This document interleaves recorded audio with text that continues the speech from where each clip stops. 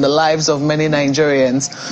What precisely would you... I do not know whether the stance of the Northern Elders Forum is what the PDP is taking as how it intends to fight insecurity, especially in that area, or is your stance as a member of the Northern Elders Forum different from what the PDP is proposing to do in terms of dealing with insecurity in Northwest, especially? Very good question, Mokwe. And I don't know if Northern Elders Forum has a stand on insecurity.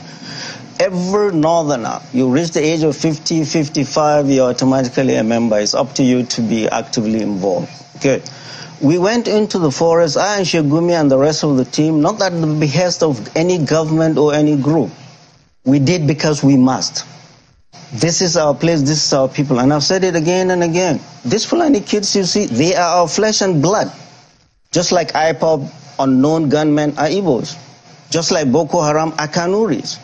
What we have realized is that we elders in all 6 geopolitical zones have lost control of our youth. And we cannot just sit down and say, oh, government, government, government. The security of this country, we all know that. I don't need to tell you, Mokwe, is the responsibility of everybody. We don't have enough boots on the ground. We've been to 8 forests in the north, 5 in the northwest, 3 in the northeast, in north central. Why? Martin Luther King said, violence is the language of the unheard. We have lived together with these people. Why are we where we are? Prof, you say we have been to the forest. Who are we? We, I, Shegumi, and Shegumi's delegation. For the last 2-3 years, we have met all these heads of bandits. Why? We went to here, and we would come back and speak with the elders, with traditional rulers, with clerics, with their elders, and with the governors. We hear from the governors and go into the forest. Not at the behest of Northern Elders Forum, or government, or the military. None. So you separate what you were doing with Shegumi from...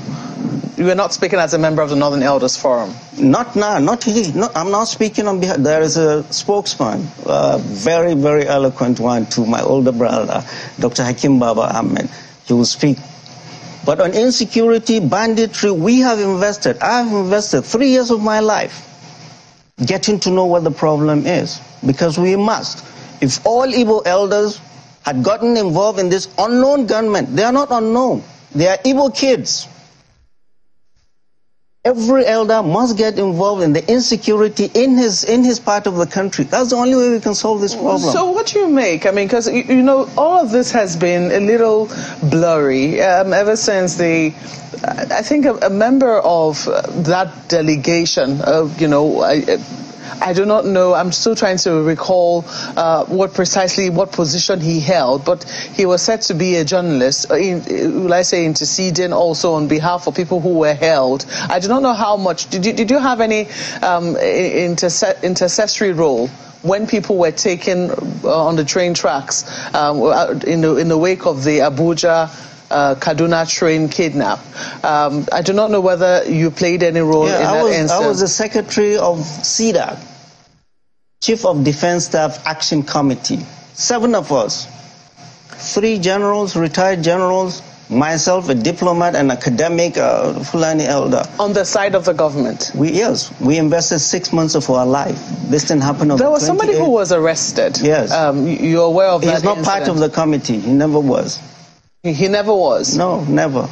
He was never part of CDAC, CDSAC, Chief of Defense Staff Action Committee. I was the secretary, and I was the one that made the statement when we got them out, the last ones out.